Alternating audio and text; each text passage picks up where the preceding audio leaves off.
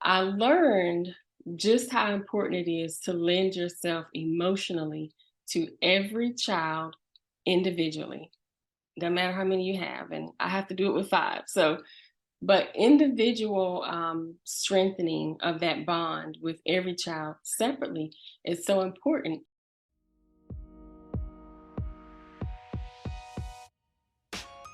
Hello, welcome to Monetizing Mompreneurs podcast, where I take you behind the scenes with industry leaders, entrepreneurs, moms, working professionals, and amazing people pursuing their passions and going for their dreams.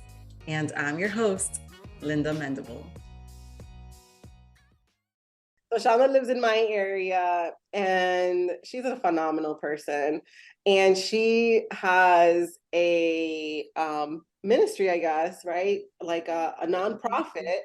And Absolutely. that's what we're going to be speaking on. And I know that we have a few questions here. So Shonda has spent years educating, inspiring, and motivating our youth to reach their highest potential after an 18-year career. As a licensed elementary school teacher, she became a certified girls empowerment coach and a mompreneur with her real estate business. She is passionate about teaching young girls for self-empowerment, self-love, and body protection practices so that they can transition well through the challenges of life and reach their highest potential.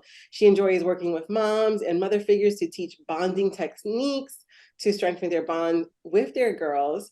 She honed her skills to motivate girls who are struggling with low self-esteem, strained relationships, and even those that are coping with the effects of abuse.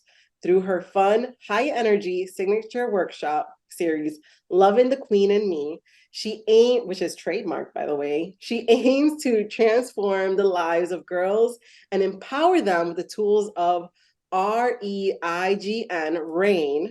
in their own lives while becoming the queen within. Shonda, welcome to Monetizing Mompreneurs Summit.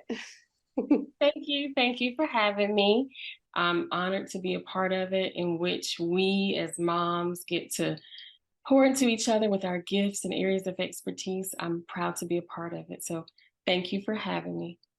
To be honest, I am 100% so happy that you're here. Like, you have no idea. And I think that, I think one of the biggest things that we can do is cultivate relationships. And I'm so excited about this because I have a little one, I have a little baby girl. And, aside from one baby girl, I have two boys. And so boys are totally different from girls. And I know you have a boy. And so I just want to go a little bit into your story and like what got you into this. Okay.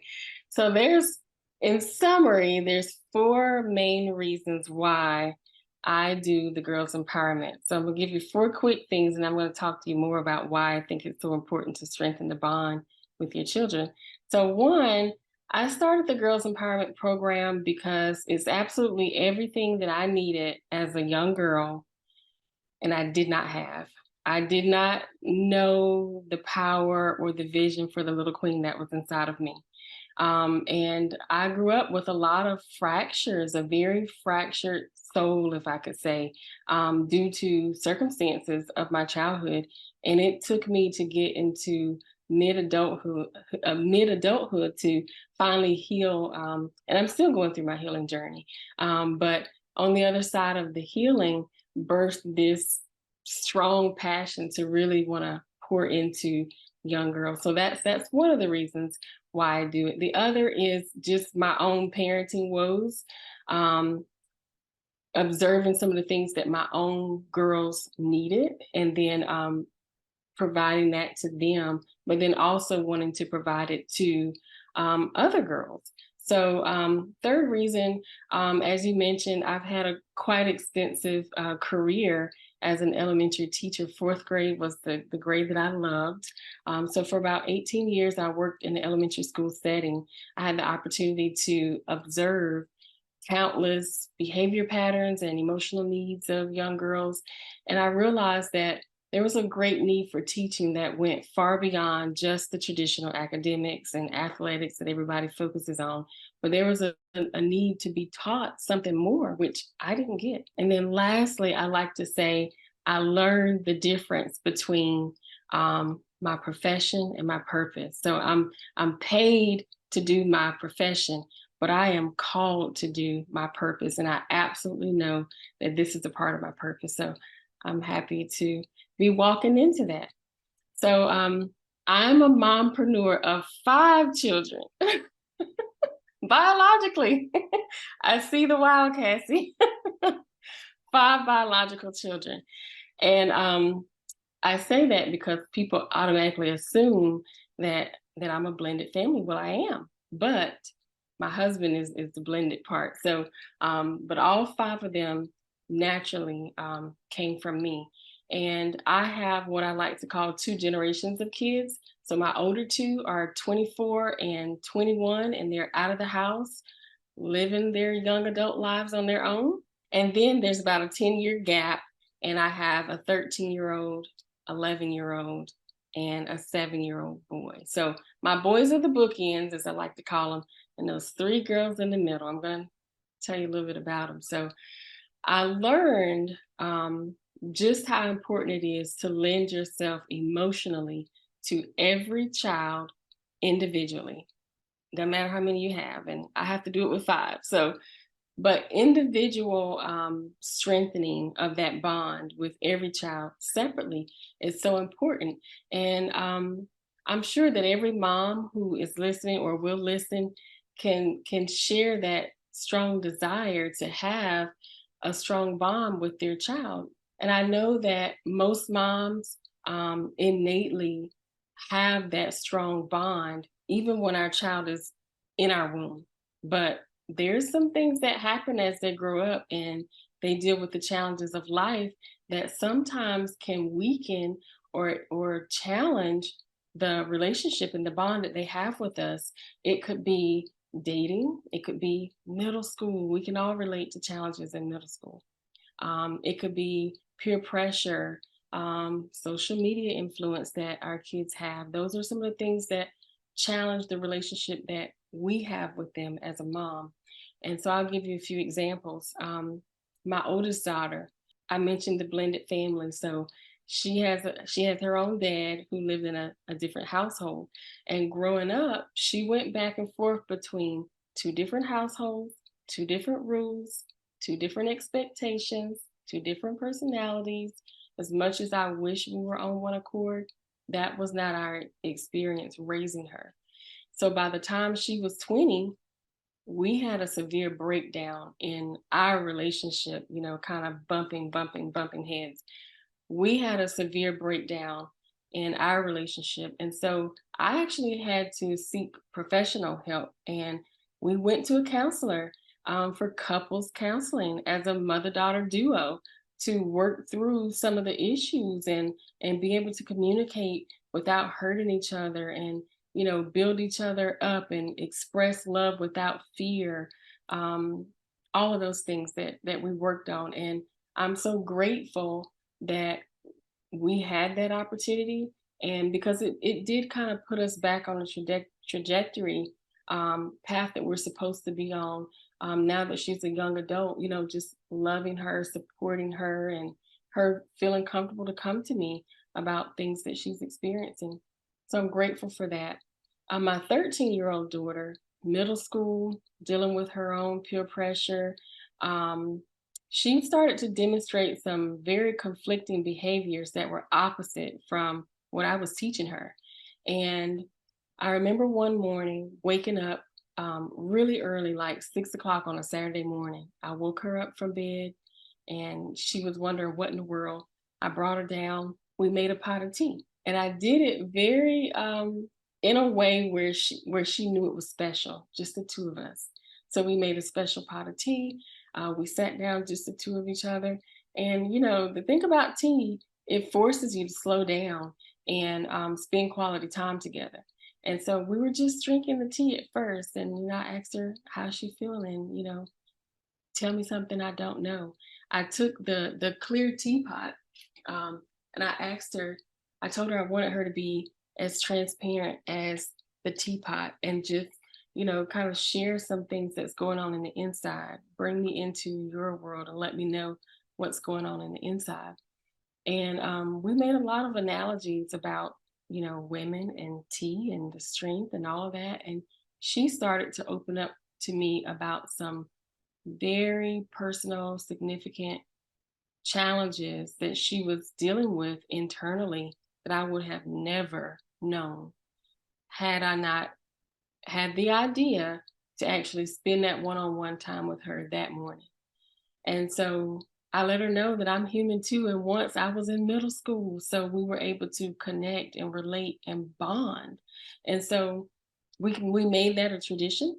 And from there, I've incorporated that into the Girls Empowerment Program, where we meet with other moms and their daughters quarterly in person over tea, learning tea etiquette and tea tips, and just strengthening the bond with our girls.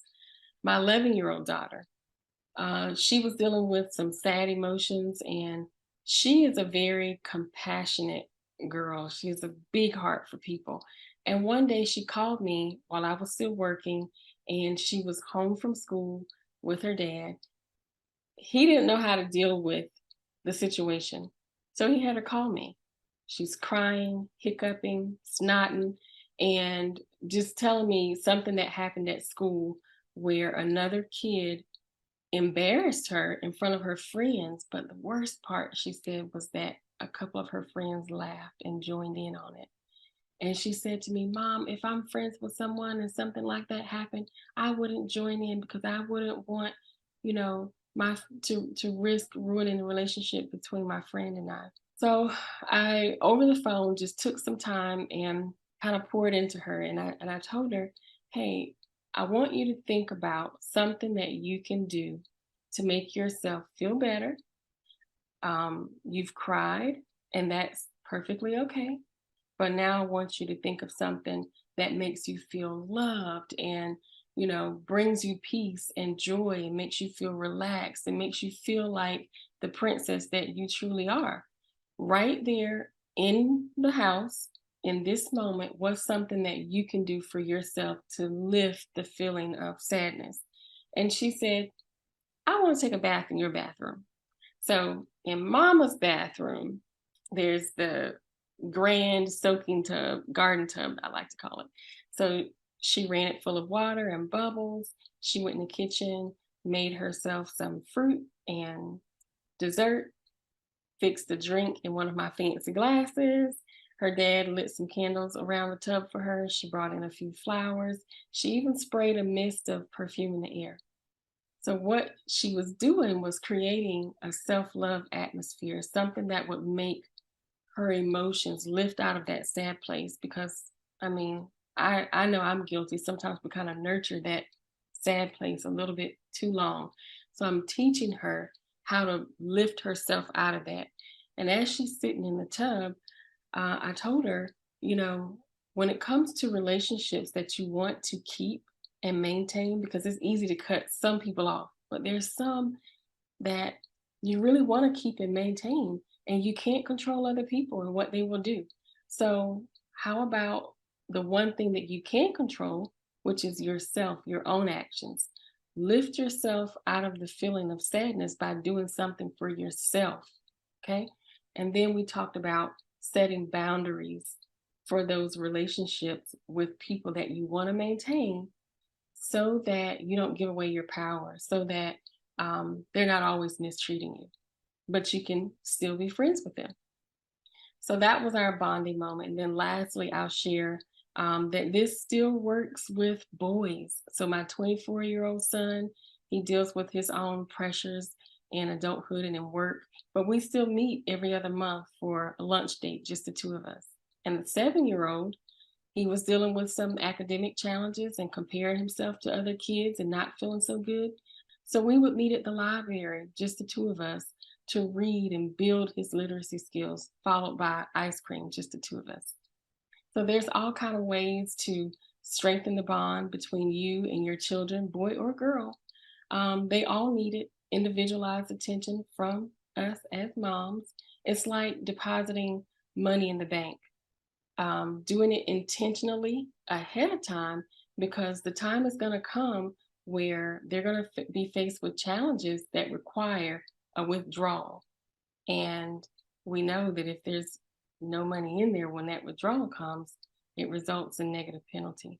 So just intentionally creating opportunities to pour into them and strengthen the bond. I really like that because recently my son came to me and he's like, Ma, I want it just to be just you and me. Like Mhm. we go to the mall and we're gonna eat Chick-fil-A for breakfast, and then we're gonna go get, have you heard of Build-A-Bear? Yes. And we're gonna get Build-A-Bear, and then we're gonna get my toy that I want for my birthday, and then we'll go to the birthday party. That's what he said. That's what Oh, he that's what he wants to do. Spend that's time with you with before his me, birthday. one on one. He Wow. requested that. He didn't want his brother or sister Wow. coming. They felt sad, and he was like, "Yeah, yeah, you come." I'm like, "No, baby, let's just do you and me. It's your birthday, because he has a heart for his brother and sister, and he was caving. Oh no, they're feeling sad, I was like, no, I stood strong for him. But I was honestly surprised that he was requesting one-on-one time with me. But you know what? When he was born, and it's almost like I can tell their personalities from when they were born, because when he was born, he hugged me immediately. Like he came out, because we did that body. And so I was gonna move him and he just gripped me. So he just like hugged me. And he is the one that is like, when he's sick, he is sticking to me. He's the one that is more like, stuck, like wanting my attention and wanting my time. Of course, my other ones that do as well. But I was a little bit surprised, but not so surprised that that was his request, to have like a mommy and son day. So I really believe it'll work for boys as well. He learned the importance of bonding with mommy right away from birth. From birth. My second son, the way he was born was they had to like revive him for him to even cry, because he was just chill. I don't know what happened. He fell asleep on the way out. I don't know. It was a very traumatic experience. And then he was just peaceful and sleeping after that. So, and he's been like that all the way through. And then my daughter, she was born. As soon as she was born, she was looking at me. She popped her head up and she was like, "Who is this woman?" That's Right. how she was looking at me. I was Alert. like, on my body. She just popped her head up, like trying to literally look at me. I was like, "Whoa." Very alert one. A very alert one. But I think it's just, they all have their different personalities, and we have to meet them where they're at with their personalities. And I really feel like that one-on-one time can really help, like just strengthen that bond. So I really believe this is like a great reminder for us moms to create personal one-on-one time, even if we have multiple children, but Right. just one-on-one time with each of them. So Shonda, I have another question, is like, what ways do you provide empowerment for girls and moms and mother figures? Well, it started about 7 years ago. When I left the public school system, I actually launched this Girls Empowerment program as a series of workshops, in-person workshops in my local area. And they were amazing. High energy, queen-like atmosphere, fit for a little queen. Lots of learning and crafting and collaborating, learning those skills that are not often taught in schools. But then the pandemic gave me an opportunity to, I had to buckle down and we couldn't meet anymore in person. So it gave me the time to turn all of that curriculum into an online course. And so now I provide a 5-week online course, virtual, live with me. But the cool thing is, I can still connect with girls in my local area, but it allowed me to branch out, which was a part of my vision, to meet other girls in other states and even in other countries. So that's definitely a part of the vision. Um, so the 5-week online course. Then there's also the in-person tea events that allow us to get together and unplug and be in person with each other.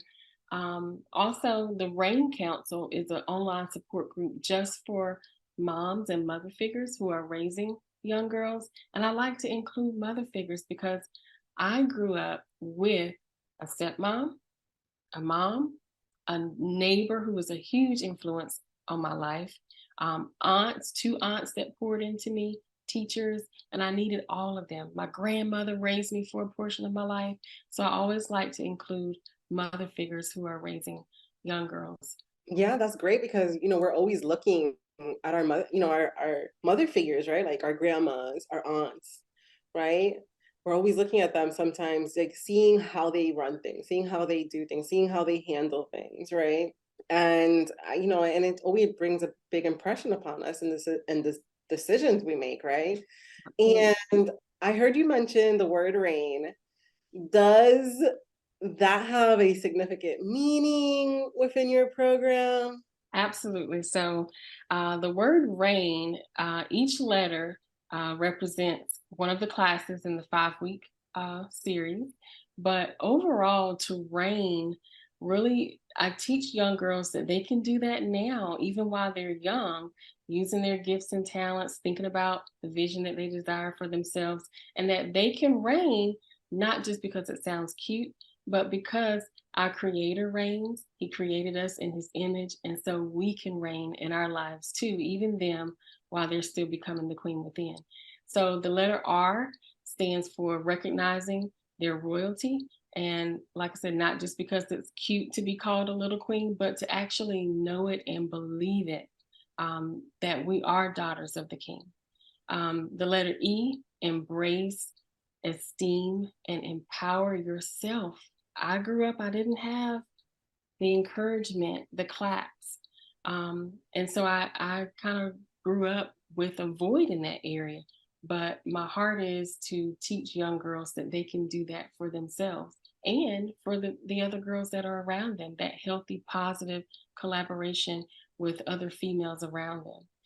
The letter I, identify your true identity in Christ. This is definitely a faith-based program for young girls. And then G, governing your gifts and talents.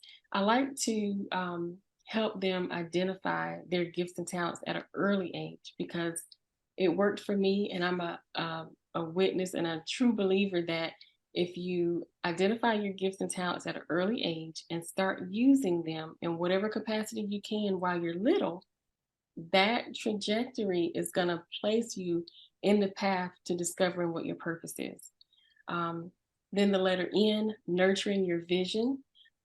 I like to teach them to start thinking now about what they visualize for them for their future. And then we start working on short-term goals, long-term goals, whatever things they can do while they're young to prepare for the big vision that they have for their future. So those are all the things that are taught within that 5-week series. Wow. So what is your vision for what you're doing?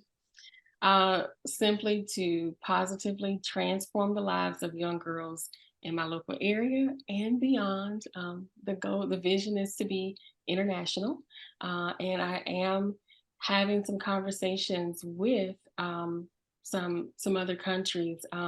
I do believe that all of our skills and talents are used to be a part of our purpose. So.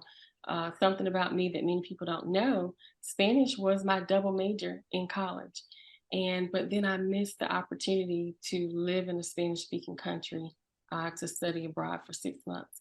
And it's always been a desire of mine. So one of the first opportunities that I am having is to partner with Spanish speaking countries and bring this curriculum to them as well. Yeah, wow. Thank you. I didn't know that. So I can speak some Spanish with you.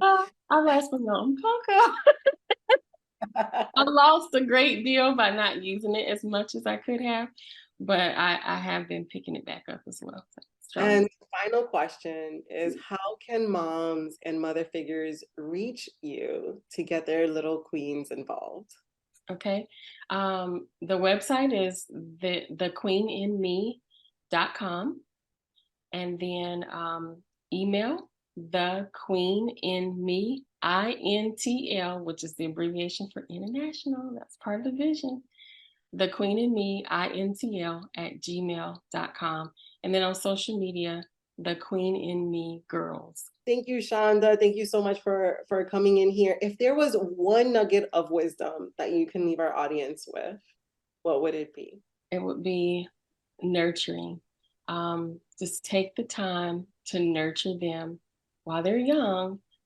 Having that wide range of children gives me the opportunity to do some things differently now that I didn't know when they were older.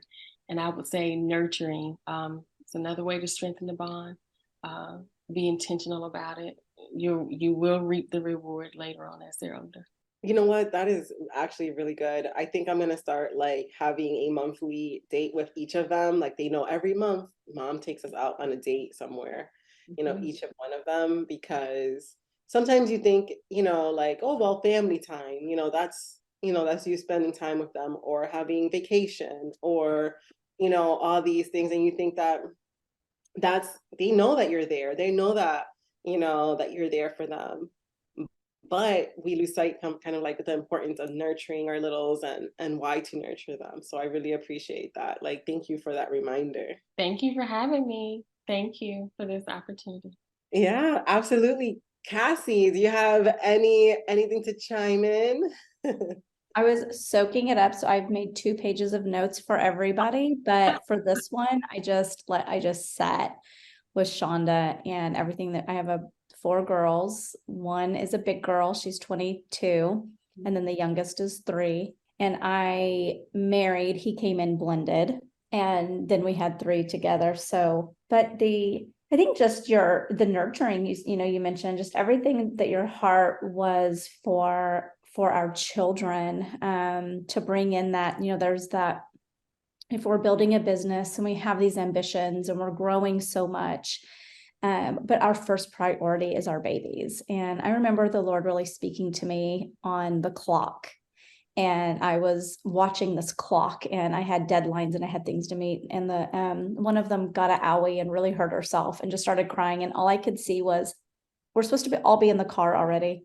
And the Lord said, I don't care about the clock. And so for the rest of the day, he was so good and helped me hit the deadlines of the clock. But what he said at the end of the day was, your baby's hearts are more important than that clock. And that's really what I hear Shonda saying, is carving out the time in all of our ambitions.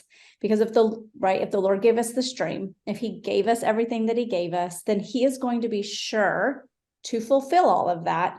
But slowing down to honor and carving out, even if it's slowing down that I had to stop right there in the middle of making mac and cheese and we weren't out the door yet because my husband said he couldn't be there. I just had this crunch moment, and all my overwhelm and all my pressures had to immediately go in a jar. And I had to sit there and just get on her level and be tender to her heart. And that's what nurturing is. It's just stopping, and doing that. And so I'm such an advocate in that, especially in my single motherhood days when I was coming out of trauma, coming out of a divorce. Everyone else looked like they were flying ahead of me. And I didn't do that with my big girl. And I have had to hire therapists as well. And I have had to nurture in her early adult and late teen life. And to go back and nurture there is possible. It's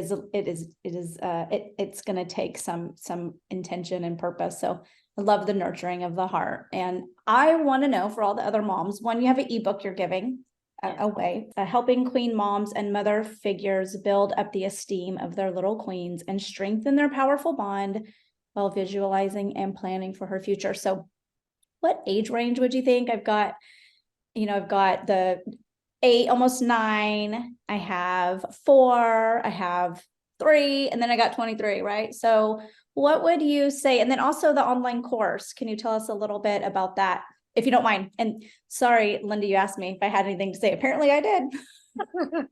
Well, thank you. That was, I love what you shared. Same here. And also, as far as ages, the wonderful thing about having a teacher brain is that there's always ways to tailor a curriculum to accommodate different age ranges. So when it comes to the ebook, it's titled How to Create a Vision Board Fit for a Little Queen. So I know that I have absolutely been called because I know that our past profession, our past experiences are all used in our purpose. And I don't think it's a coincidence that I taught fourth grade for the longest amount of time during those 18 years. So I believe that I'm called to have a proactive approach in the lives of building up girls before they cross over to middle school. So the course is ideally geared towards girls that are upper elementary between third grade to sixth grade. However, I have had some moms call me whose daughters were in seventh grade or eighth grade and say, can they please attend? And I say, if they're willing, I can accommodate and, tailor some things so that it can fit their age as well.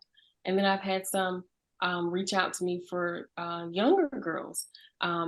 Because of an online setting, I wouldn't recommend that particular 5 weeks for younger, but I have been asked to do private workshops for younger girls and even high school girls. I've changed it up and to suit different age ranges, but they're on a as needed basis.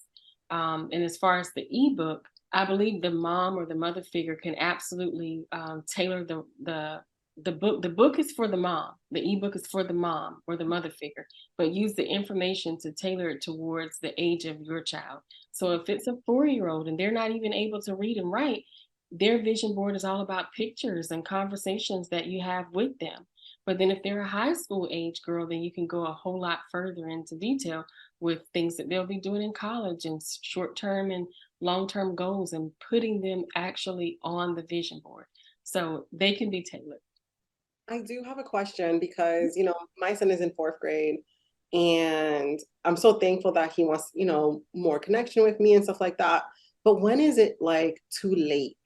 You know what I'm saying? Like, is there a part that is just like it's too late, like you should have done it before this particular time? Well, we've talked a lot about our creator, and he absolutely has redemptive power. So I never believe that it's too late.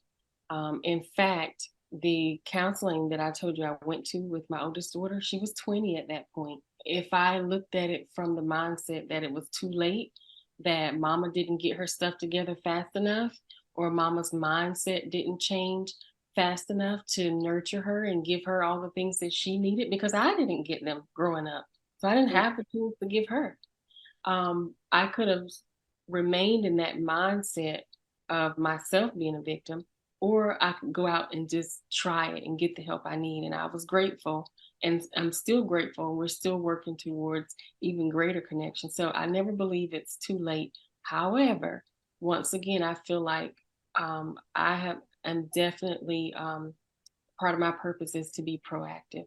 So majority of what I do will be geared towards younger girls between upper elementary, between third grade and sixth grade, but can always be tailored, and it's never too late. Okay. Yeah. I'm just, because I see my son and I think like I connect with him just playing video games and, with his other brother and sisters and stuff like that. But I do feel the pull to connect with him a bit more. And so I just want to know, like, oh shoot, man, maybe I haven't nurtured it enough. And I'm like, oh man. But because I just remember like having a relationship with my mom. I always wanted a relationship with my mom, even when I was in high school, always wanting that, relationship and guidance, Right. Because she worked so much and never really received a lot of guidance. I remember I never received that much guidance, but looking back, I know she did the best with what she had. But I want to make sure that I am proactive with my kids and that, that I don't miss the mark as far as, when it goes to that. And, he's 20, he doesn't want nothing to do with me. And I'm going to be like crying and bawling my eyes out. I don't want that. I'll share something with you that was profound that someone shared with me, because I had a similar worry and fear about my middle school daughter, and kind of thinking like, oh, here we go again. I had one daughter, I kind of felt like I was struggling to give her everything she needed. And now I'm noticing some of the patterns again. There was an older, wise woman that gave me the analogy or the visual of a plant. You know, you are planting mama, Linda. I know that. So think of a plant, right? We put the seed in the dirt, in the soil, and we water it. And we don't see what's happening. We just know we're doing something. We don't know if it's getting everything it needs. You know, all we can control is the water. The sunlight has to do its own thing. The wind has to do its own thing. We can only control the water, right? So do your part. And then, as we've been talking about, our creator, he does the rest. And in our faith and our action of doing our part, something starts to sprout, something starts to grow, right? And he's the greatest gardener. So everything that we do in his image, pouring into our kids, pouring into other kids, which I'm a big advocate of because I needed that growing up. But doing our part, and then somebody else is going to water it a little bit more in a different way. Somebody, it could be their counselors, it could be their teachers when they're older, it could be, you know, their friends, whoever the other people are that'll be in their life. Everybody's going to have a part in watering and nurturing. But you're an excellent mom. I've witnessed that. It's never too late. It's nothing to worry about, and they're going to get everything that they need. Oh, but thank you so much. No, the other, and I feel like I really, really feel like God is, leading all of us, us together here. I don't think is a coinkydink. I think, the people that are going to be listening to this in the replay and also on the podcast, thank you so much for listening. I don't think it's a coincidence that they're listening to this. And I don't never want to promote like a hustle mentality. And I always want to point back like, hey, your first deal of business as a woman is your family. That's number one, right? Of course, it's with God first. Number one is God. Then it's our family, right? That's how, I mean, the Proverbs 31 woman, if you read that scripture, she was an entrepreneur. She bought a field. I'm like, did she even converse with her husband before she bought that field? She considered a field and then buys it. Like, who is this woman? She's buying, things from other, trade and everything like that. And I'm like, shoot, I want to be like the Proverbs 31 woman. She wakes up early, makes sure everybody's dressed in scarlet. I hear that's because that's like, or in purple, right? That's because like she's protecting and covering everyone, and that represents like the blood of Christ. And then and we're doing all these things, and the other night I got on my knees, like, yeah, my business is important to me, and I love what I'm doing by God's grace, but I got on my knees for my family. And I feel like this was such a timely thing. So thank you so much, Shonda, because this was a word that I needed, because I needed ideas of like, how do I nurture this relationship with my littles? I see that they want, well, my oldest, now he is wanting a lot more of my time. My other little ones are like, happy-go-lucky with anything, But my oldest, he's like, I want to draw with you. So I draw with him. I want to have a date with you, Mom. He's asking me out on dates. Consider it a privilege. Amen. But I'm like, he must think I'm cool, but he might, when they get older, they'll find out you're not so cool, right? Maybe. I don't know. Maybe but not. I called out and I said, please, God, help me take care of my family.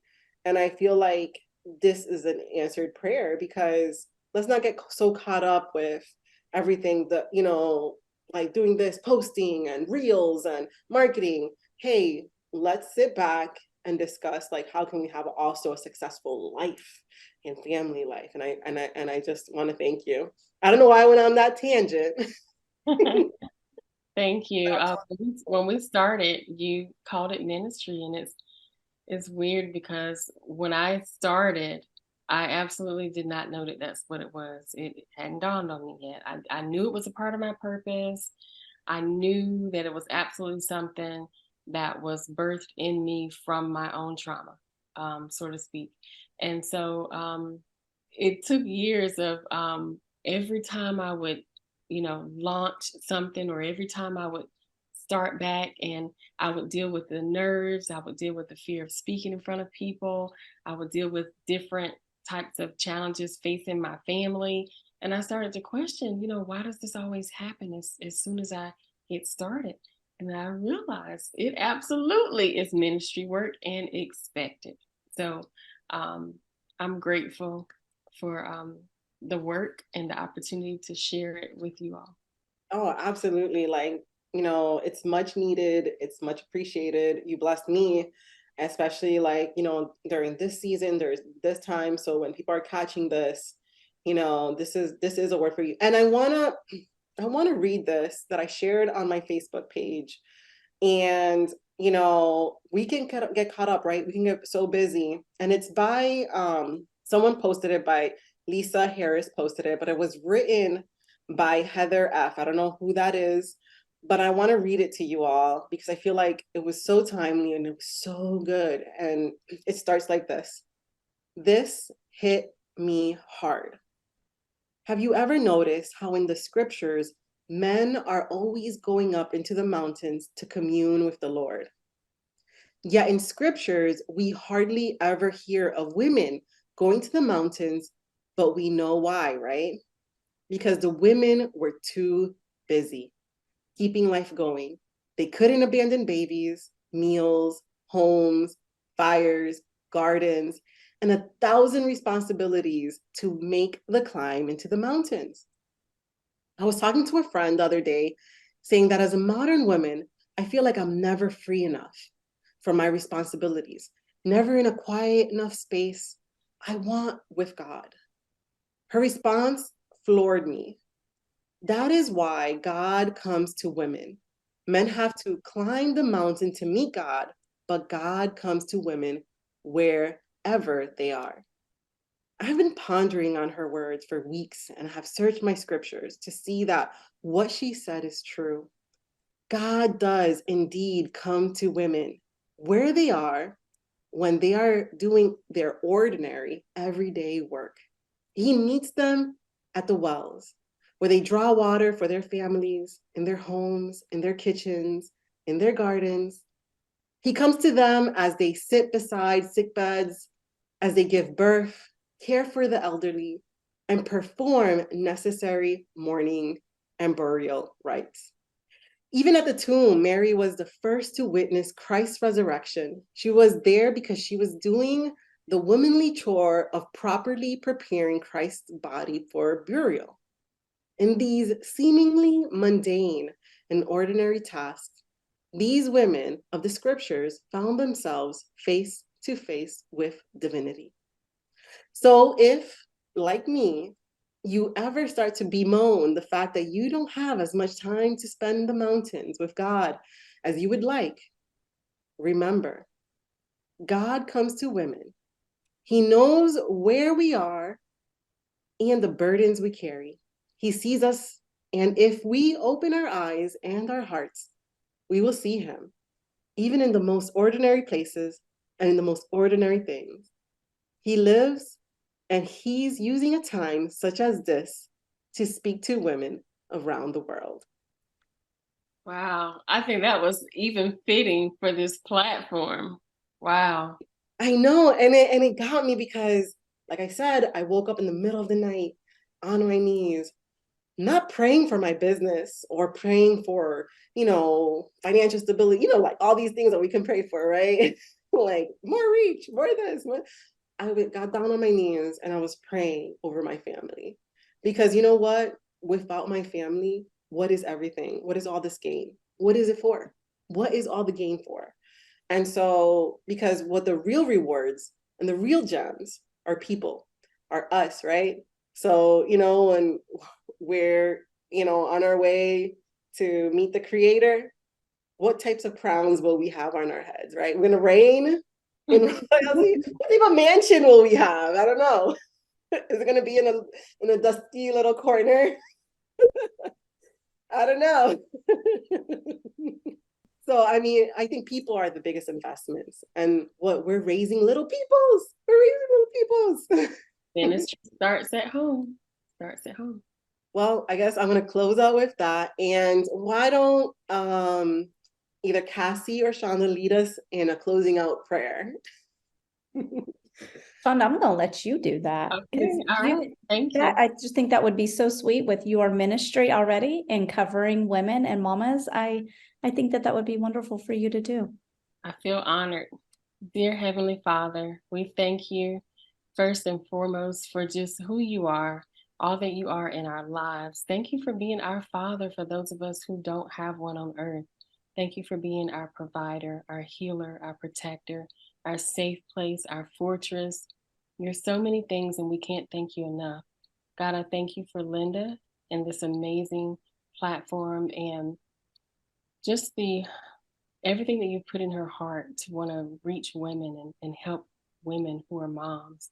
Thank you for Cassie and all that she's done to help organize this event. God, thank you for every woman who has prepared a message or a resource to share with all the moms who will be in attendance. And then, God, I thank you for every sweet mom who is watching or listening.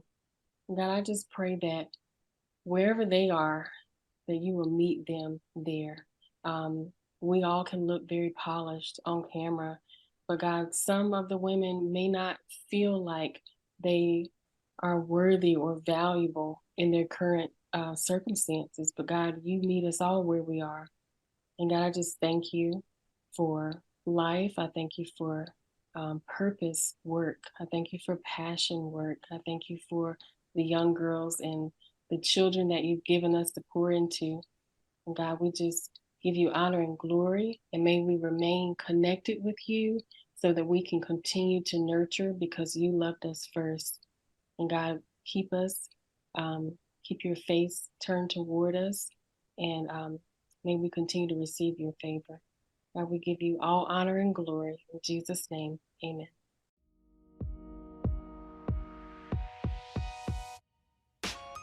Thank you so much for tuning in. If you have a chance, stop by the website at lindamendable.com. Sign up for the Blog Cure, which is an awesome course that I created that will help you set up your blog or take your blog to the next level. And join us over at Monetizing Mompreneurs Facebook group. I just want to say again, thank you for listening. Thank you for listening. Thank you for listening.